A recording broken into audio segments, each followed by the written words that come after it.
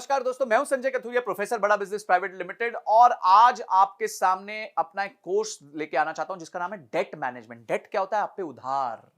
Oh my God, इतनी परेशानी है उधार की। जब भी मैं कोई इवेंट पे जाता हूं, मैंने जैसे ही किसी के उधार की बात कर ली तो आप समझ लीजिए 15-20 मिनट, आधा घंटा तो मेरा सिर्फ उन्हीं बातों में चला जाता है।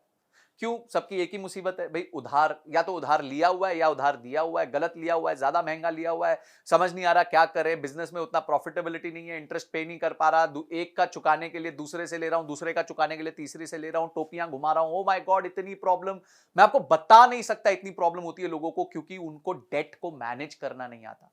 तो मैंने क्या सोचा, बहुत अच्छी बात है, अगर कोई प्रॉब्लम है तो उसका सोल्यूशन भी होना चाहिए। तो सोल्यूशन हमने बनाया एक 20 वीडियो का कोर्स।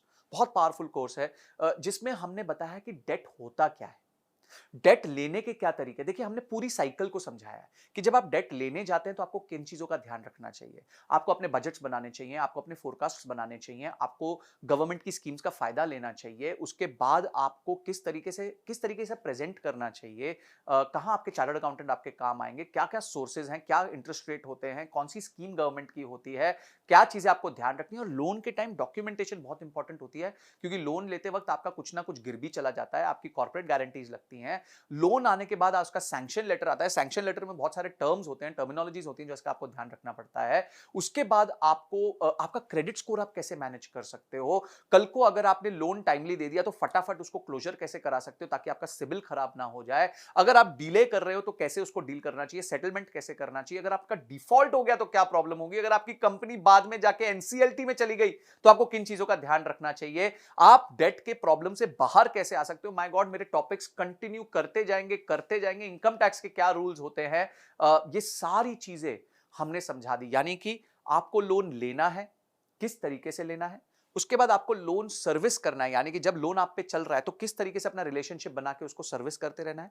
और बाद में लोन वापस करने के बाद आपको कैसे अपने पेपर वर्क कंप्लीट करने हैं, ये सब बताया। और कहीं अगर आपको दिक्कत आ रही है, कहीं आपको लोन में प्रॉब्लम आ रही है, तो घोड़े से गिरते वक्त बड़े ध्यान से गिरना पड़ता है, बहुत स्ट्रैटेजी के साथ गिरना पड़ता है। वो भी हमने सिखाया है कि किस तरीके से अगर आप लोन पे डिफॉल्ट करने वाले हैं और अब वो सिचुएशन को आप बचा नहीं पा रहे हैं, तो किस तरीके से आप अपने आप को सेफगार्ड कर सकते हैं। ये सारी चीजें हमने इस कोर्स में बताई हैं। ये बहुत इंटरेस्टिंग और बहुत एक्साइटिंग कोर्स है, बिकॉज इसमें नॉलेज का भंडार है।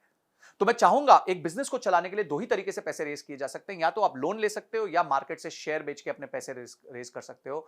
तो ये दोनों तरीके बहुत इंपॉर्टेंट है। लोन बहुत इंपॉर्टेंट है, बहुत सारे बिजनेसेस लोन पे डिपेंड करते हैं, क्रेडिट ऑफटेक पे डिपेंड करते हैं।